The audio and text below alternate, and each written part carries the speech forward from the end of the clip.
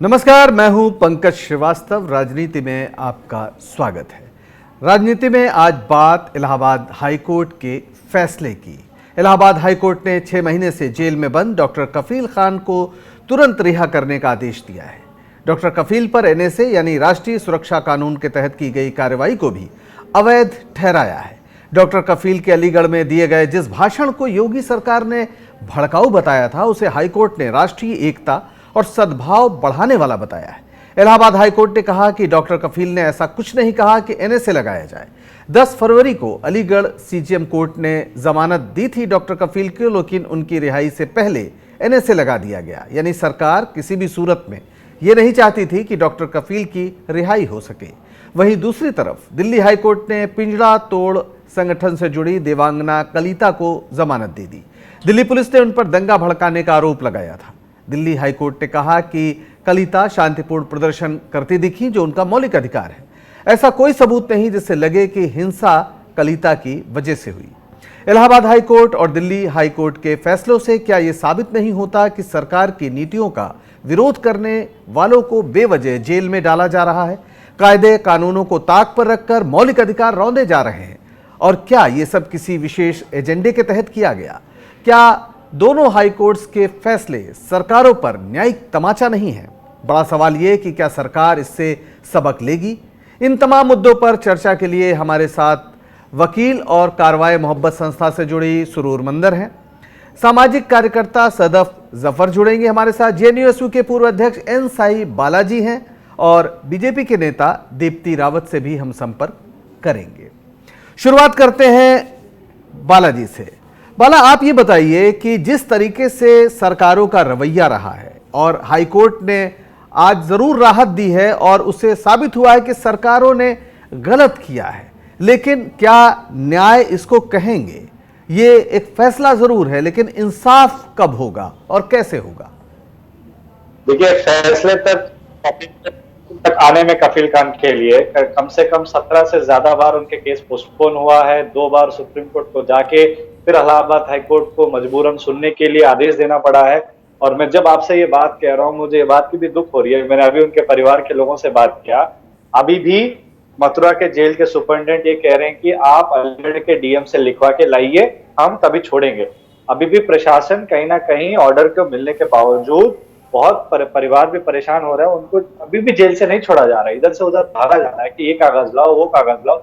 जबकि इलाहाबाद हाईकोर्ट ने जो 14 लोग इसमें रेस्पोंडेंट थे, उन सब लोगों को ऑर्डर मेल किया, उसके बावजूद अभी भी उस परिवार को हरास किया जा रहा है।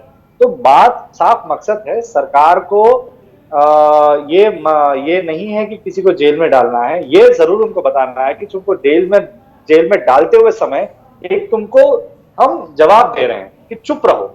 अगर हमारे खिलाफ बोलोगे, हिम्मत करोगे खिलाफ बोलने का और हमारा आलोचना करने की हिम्मत करोगे, यही हालत होगा जो देवांगना के साथ हो रहा है, जो कफील खान के साथ हो रहा है। और देवांगना के मामले में और गंभीर बात यह है कि देवांगना के ऊपर 4 एफआईआर है, जिसमें एक एफआईआर 59 जो यूएपीए के तहत आता है, उसको बाकी 3 में बेल मिल गया है। आज जो हाईकोर्ट का ऑर्डर आया है वो एक एफआईआर नंबर 50 जो जाफराबाद का प्रोटेस्ट हुआ था, जिसमें दिल्ली पुलिस ने दंगा घोषित किया है, उसके मुताबिक अभी भी वो बाहर नहीं आ पाएगी, क्योंकि अभी भी यूएपीए वाले केस में उसको जमानत नहीं मिला है। एंड अनफॉर्चुनेट वाली बात है कि एक तरफ एक डॉक्टर, दूसरी तरफ एक स्टूडेंट लोकतंत्र के लिए सबसे बड़ा खतरा ये बन गए हैं।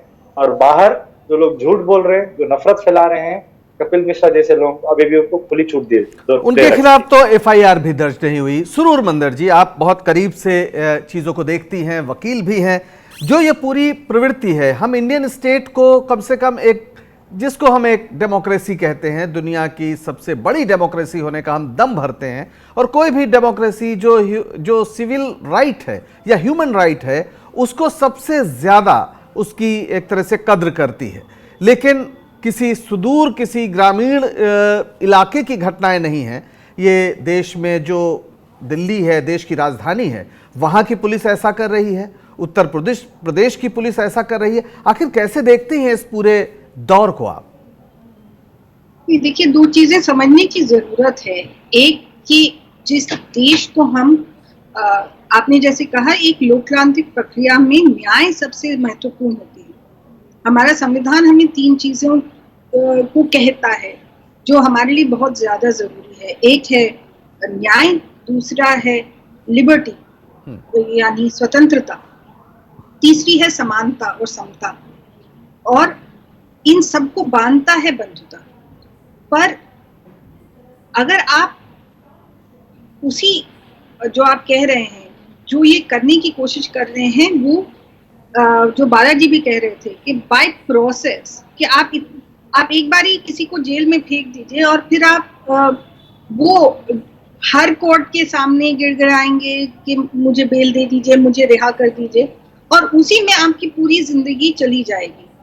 और हम ये भीमा कोरेगांव के केसेस में देख रहे हैं, ये हम दिल्ली के दंगों के केसेस में देख रहे हैं, और जो कफील जी के साथ हुआ उसमें भी वही देख रहे हैं कि अंत में ये कन्विक्शन नहीं है, ये नहीं चाहते, ये प्रूव ये नहीं करना चाहते कि हम कुछ गलत कर रहे हैं सरकार के खिलाफ बोल के।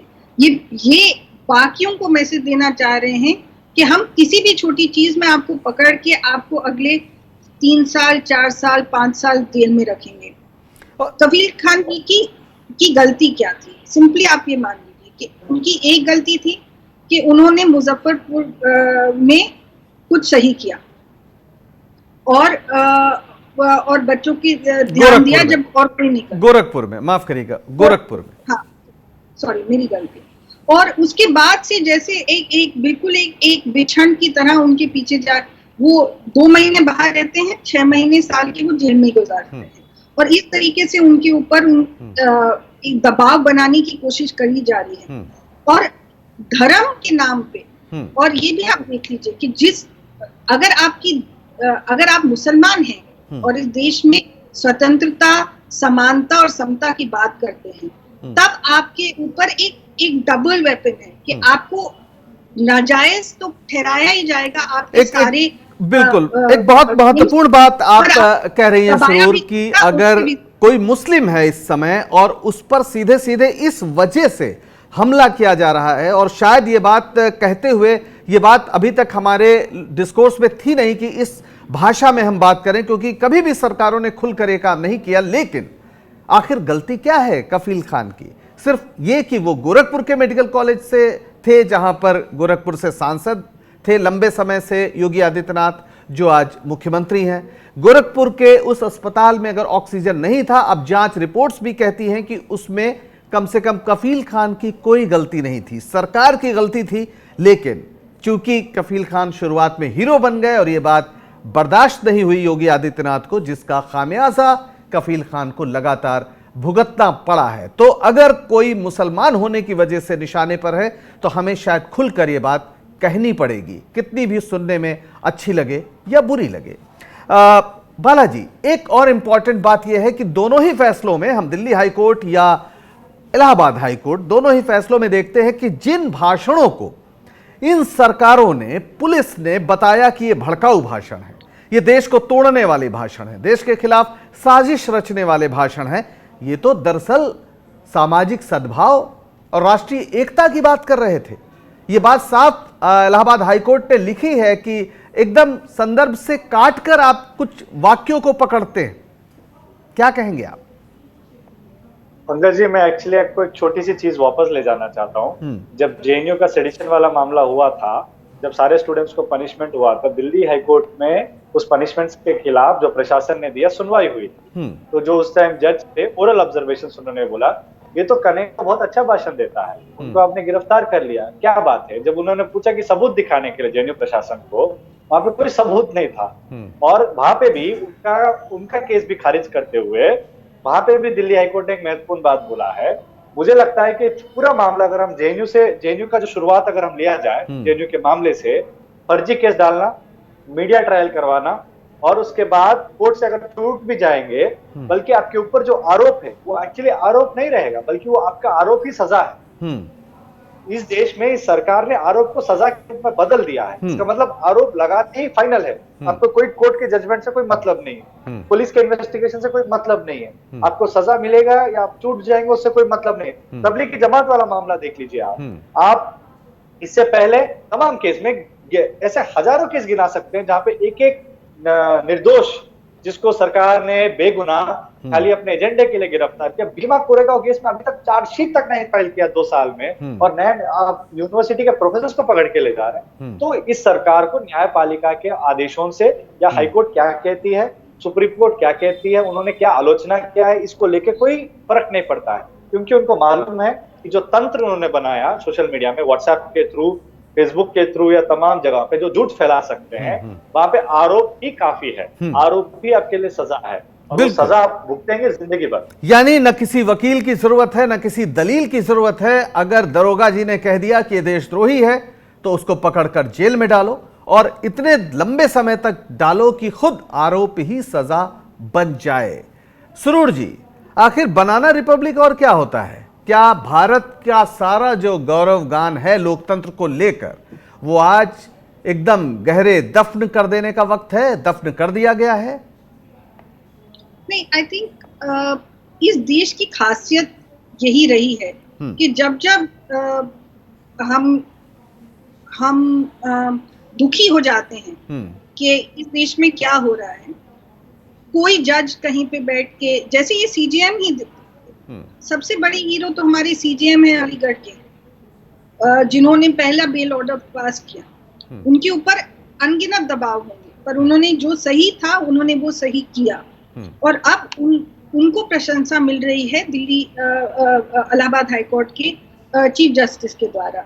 तो आप ये समझिए कि हर जगह जब भी हमने कोशिश करी है, जब इशरत जहान का एनकाउंटर हुआ था तो एक गुजराती सिक्किमीज मैजिस्ट्रेट ने अपने हाथ से एक पूरा रिपोर्ट दर्ज की कि ये एनकाउंटर फेक है, और आज जो मर्जी चाहे, वो एक सिटिंग जज की रिपोर्ट है जो कहती है कि वो एनकाउंटर फेक था। ऐसे ऐसे करके लोग आते जाते हैं, और इस देश के जो मूल हैं, संवैधानिक मूल हैं, जो वैल्यूज हैं, उनके ऊपर हमारा विश्वास बनाते रहते हैं। पर बात ये भी सही है कि ये समय कठिन होता जा रहा है।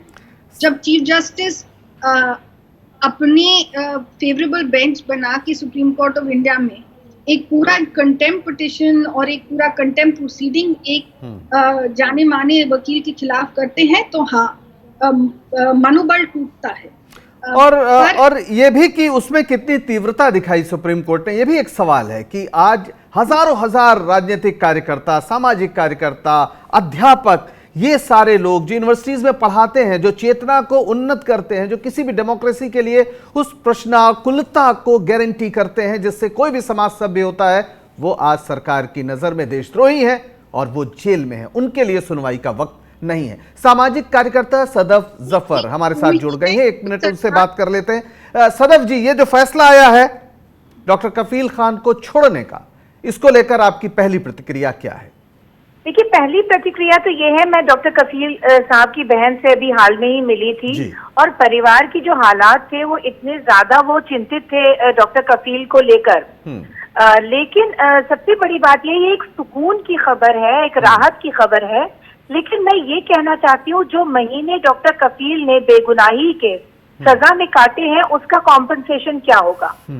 क्या आदित्यनाथ जी जो हैं, वो जिन्होंने इस तरह के इल्जाम लगाए हैं, वो इसका हर्जाना किसी तरीके से देंगे? एक व्यवसायिक भी है, वो एक समाजसेवी भी है, जो एक ऐसे डॉक्टर हैं जिन्होंने चमकी के दौरान लगातार काम किया है, गरीब बच्चों के बीच में, गरीब परिवारों को उन्होंने राहत पहुंचाई है, न सिर्फ उत्तर प्रदेश में बल्कि बिहार के भी कई गांवों में।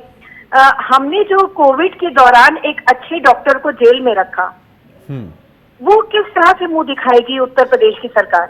बिल्कुल, और एक डॉक्टर को हम जेल में रखते हैं, हम तमाम अध्यापकों को जेल में रखते हैं, और नतीजा यह है कि इतिहास की सबसे बड़ी मंदी हमारे सामने है। कोरोना जो बहुत देर में यहां शुरू हुआ था, आज वो हम दुनिया के शीर्ष कुछ 1-2 देशों में पहुंचने वाले हैं। उसकी वजह यही है कि हम शायद उस मेधा की कद्र ही नहीं करते हैं जिससे कोई देश बनता है। और ये बड़ा सवाल ये भी है कि जिस मैजिस्ट्रेट ने NSA लगाने की इजाजत दी थी, आखिर उसकी आंखों की रोशनी का क्या हाल है, यह भी देखना होगा, क्योंकि हाईकोर्ट ने कहा है कि उसने तो चीजें उल्टी ही पढ़ ली।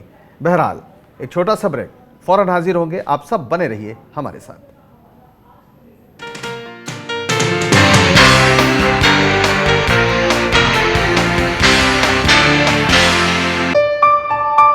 चलो इतिहास के कुछ पन्ने पलटते हैं।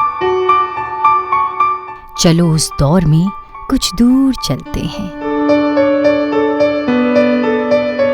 हो बात ग्वालियर की या हो कहानी मुमताज की, बेगम नवाब की झलकियां या हो बात काले ताज की, हर तरफ पसरा यहाँ इतिहास है। यूं ही नहीं कहते सभी, मध्य प्रदेश तो कुछ खास है। वक्त के निशान।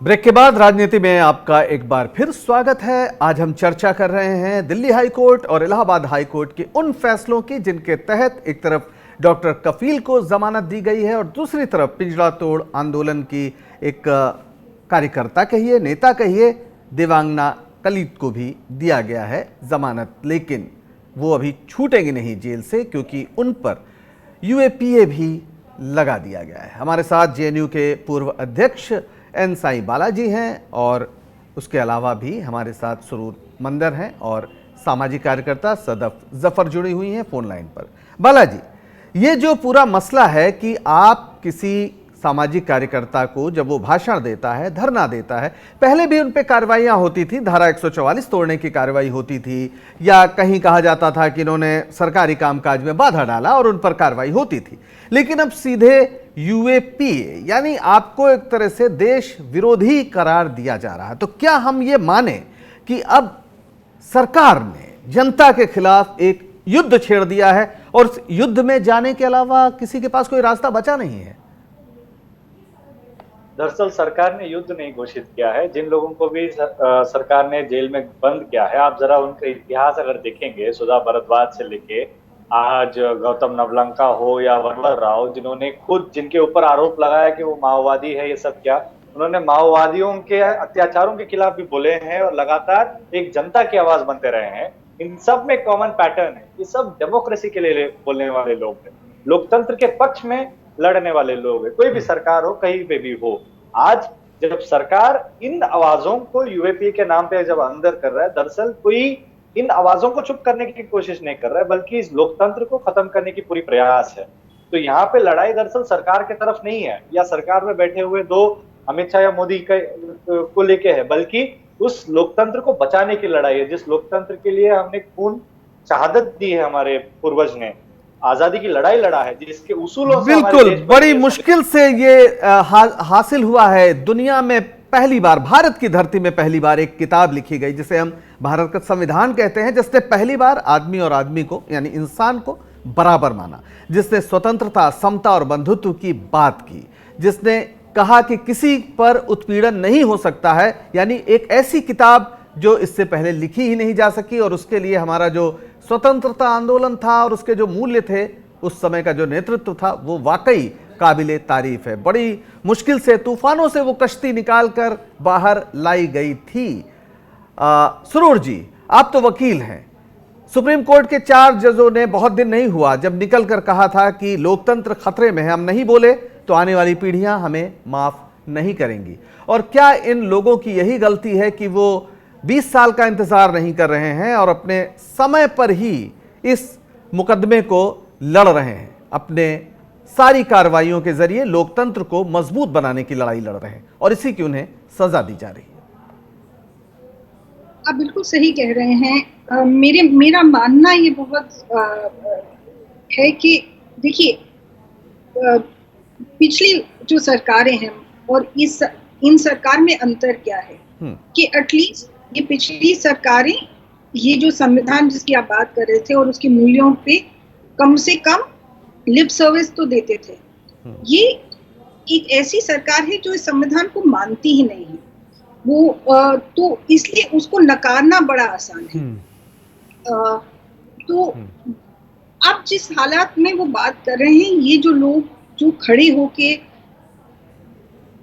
ऑलमोस्ट ये एक जंग है अब, और हर इंसान को इस देश में बैठे हर इंसान को ये जंग के लिए अपने आप में हाजिरी देनी पड़ेगी। आप किस तरफ हैं? अब आप बीच में नहीं रह सकते, क्योंकि यहाँ आप स्वतंत्रता लोकतांत्रिक प्रक्रियाओं के साथ हैं या आप नहीं हैं, और इसमें हाँ या ना, यहाँ पे इफ एंड बट का कोई ऑप्शन नहीं है। बिल्कुल, ये सिर्फ हाँ या ना की लड़ाई है। यानी जी, क्योंकि अगर हम ये कहते हैं कि हाँ स्वतंत्रता होनी चाहिए, तो होनी चाहिए, ये सबके लिए होनी चाहिए। मैं औरत हूँ, मर्द हूँ, मेरी धर्म जाति इससे कोई मतलब नहीं होना चाहिए। अगर मैं लोकतांत्रिक प्रक्रियाओं के साथ खड़ी हूँ तो इससे कोई मतलब नहीं होना चाहिए कि मैं कहाँ से आई हूँ और मेरा क्या पिछला है और मैं आगे क्या करने वाली हूँ। बिल्कुल, पर आज की तारीख जी यही हमको गिनाया जाता है जी। अरे देखिए, तो आप उस समय क्यों नहीं बोले? इफ एंड बट की पूरी लड़ाई झगड़े में आपको उलझाने की कुल मिलाकर आजादी हो, लोकतंत्र हो, जो समानता के प्रश्न है, जो संवैधानिक मूल्य है, जो हमारे मूल्य अधिकार हैं, वो नॉन निगोशिएबल हैं, वो किसी का एहसान नहीं है। वो हम भारत के लोग, जो संविधान का पहला वाक्य है, उन्होंने आत्मर्पित किया है, किसी ने दिया नहीं है, उन्होंने हासिल किया है, अपने लिए हासिल किया है, जिसकी कसम खाकर कोई भी सत्ता संभालता है। सदफ जफर जी, उत्तर प्रदेश में तो काफी रामराज की हम चर्चा सुनते थे, रामराज आ रहा है, मंदिर बन रहा है, पता नहीं क्या क्या, लेकिन जो आपको नजर आ रहा है, आप लोगों ने तो पोस्टर चिपकाए गए, ये भी पहली बार हुआ कि आंदोलनकारियों के पोस्टर चिपकाए गए, कैसा अनुभव चल रहा है आपका? देखिए, ऐसा है, सरकार उद्दंड हो चुकी है, यही शब्द है सरकार के लिए कि ये उद्दंड हो चुकी है। अब ये संविधान को नहीं मानती है, ये देश की स्टैब्लिश डिबेटेड कानूनों और लॉज को नहीं फॉलो करती है, ये इसके अपने कानून है। जब योगी आदित्यनाथ जो थे वो गोरखपुर में जब सांसद थे तो कहते थे गोरखपुर में रहना है तो योगी योगी कहना है, और वो यही करने की कोशिश कर रहे हैं पूरे उत्तर प्रदेश में। यानी कुल मिला के जो भी ऐसी आवाजें हैं जब जो मैं आंदोलन करने के लिए उतरी थी, ठीक है, तो मैं ये तय करके उतरी थी कि या तो आर है या पार है, और ये भी सोच के उतरी थी कि अगर मैं अब नहीं उतरूंगी तो आखिर कब उतरूंगी, और अगर मैं नहीं उतरूंगी तो कौन उतरेगा। ठीक है, वैभव अग्रवाल हमारे साथ जुड़ गए हैं, समय कम है, आखिरी में जुड़े हैं, हम उनसे बात कर लेते हैं जो बीजेपी के नेता हैं। वैभव जी, कम से कम आज आपको ये मानना चाहिए कि आपकी सरकारों ने तमाम उन लोगों को गलत तरीके से फंसाया जो सिर्फ लोकतंत्र की बात कर रहे थे। दिल्ली हाईकोर्ट का भी यही फैसला है देवांगना के सिलसिले में, और डॉक्टर कफील के संबंध में इलाहाबाद हाईकोर्ट का भी यही फैसला है कि उनके भाषण कहीं से भी भड़काऊ नहीं थे, वो राष्ट्रीय एकता की बात कर रहे थे, लेकिन उन पर आरोप एकदम उल्टा लगा है। क्या कहेंगे आप? पंकज जी, पिक्चर अभी बाकी है मेरे दोस्त, अभी आगे आगे कहानी का आना बाकी है। देखिए, अभी दोनों को केवल और केवल बेल ही मिली है, और हमेशा कोर्ट का एक राइट होता है, लीगल लैंग्वेज में देखें कि बेल इज अ राइट, तो इट इज ओके। इसमें बीच में आप सरकार को वैभव जी माफ करिएगा, मैं टोक रहा हूं आपको, सिर्फ बेल नहीं दी है, ये कहा है कि उन्होंने जो भाषण दिया वो कहीं से भड़काऊ नहीं था, उन पर जो एनएसए लगाया गया वो गलत है, वो इल्लीगल है, ये भी कहा है कोर्ट ने। सर लेकिन अगर ऐसा ही बात है और मुद्दे में इतनी जान नहीं है तो कोर्ट ने उसको खारिज क्यों नहीं कर दिया? हाँ, खारिज कर दिया, एनएसए को खारिज कर दिया। सर मैं कह रहा हूँ सरकार केस बंद ही क्यों नहीं कर दिया? अब ये तो प्रोसेस आप भी जानते हैं, लेकिन फिलहाल जो कोर्ट ने कहा है एनएसए खारिज कर दिया, कहा यह गलत तरीके से लगाया गया, जो भाषण था वो बिल्कुल ऐसा नहीं था। ये वो इस समय बेल की बात कर रहे हैं तो वो सिर्फ जमानत ही देंगे, लेकिन साथ में जो टिप्पणियां की है वो आपके सरकार की कार्यशैली पर एक टिप्पणी है। देखिए, ऐसा है कि कोई भी सरकार इस देश में कोई भी इंसान जो सही कार्य करता है वो उपेक्षा का आधिकारिक रूप से आधिकारिक हो जाता है। तो देखिए, मोदी जी इतना अच्छा कार्य कर रहे हैं, उनको गालियां मिल रही हैं, ठीक है, तो बोलने वाले बोलते हैं, कोई चलिए ठीक है, तो कोर्ट आपको लगता है बोलने वाले हैं जी? आपने सुना सुरूर जी, बीजेपी के नेता हैं, उनका पूरा अधिकार है कि वो अपनी बात कहें, लेकिन वो जो कह रहे हैं वो आप जैसे लोगों के लिए एक बड़ी चेतावनी है। नहीं, देखिए, हम इस देश में दो तरीके के देश प्रेमी हैं।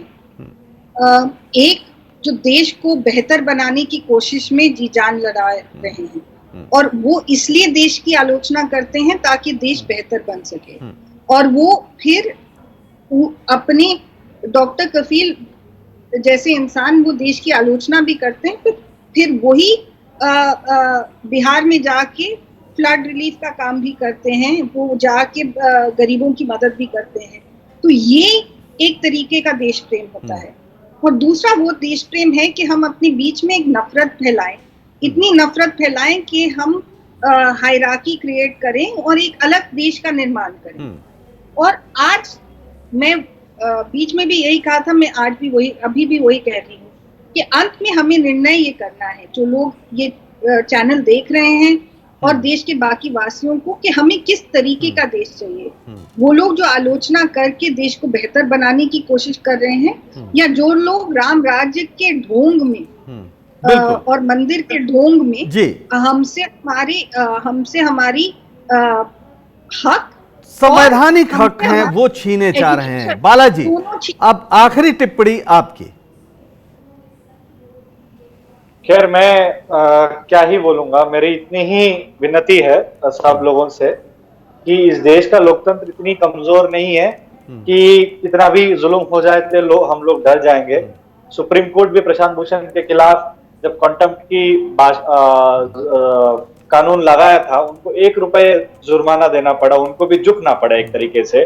पूरी हर जगह पे बात आलोचना भी हुई है कि सुप्रीम कोर्ट कैसे, खुद पुराने जजों ने बोला, ढेर सारे वकीलों ने बोला कि सुप्रीम कोर्ट की जो प्रक्रिया है उसमें प्रॉब्लम है। तो मुझे उम्मीद है इस देश के लोगों पे, मुझे उम्मीद है इस देश के लोकतंत्र के मजबूत आम लोगों के सोच और विचारों पे। हाँ, तकलीफें होंगी, मुसीबतें आएंगी, बट जीत जरूर उसी लोकतंत्र की रहेगा। बिल्कुल, हमें इतिहास बार बार ये बताता है कि तमाम लोगों की कब्रें आज ऐसी पड़ी हुई हैं जिन पर झाड़ियां उगी हुई हैं, जिन्हें लगता था कि उनके बिना दुनिया चल नहीं सकती है। अदम गोडवी के 4 लाइनों के साथ आपसे विदा लूंगा। हैं कहाँ हिटलर, हलाकू, जार या चंगेज खां? हैं कहाँ हिटलर, हलाकू, जार या चंगेज खां? मिट गए सब कौम की औकात को मत छेड़िए, हिंदू या मुस्लिम के एहसासात को मत छेड़िए, अपनी कुर्सी के लिए जज्बात को मत छेड़िए। आप सबका बहुत बहुत शुक्रिया इस परिचर्चा में हिस्सा लेने के लिए। राजनीति में बस आज इतना ही। मुझे दीजिए इजाजत और बने रहिए स्वराज एक्सप्रेस के साथ। नमस्कार।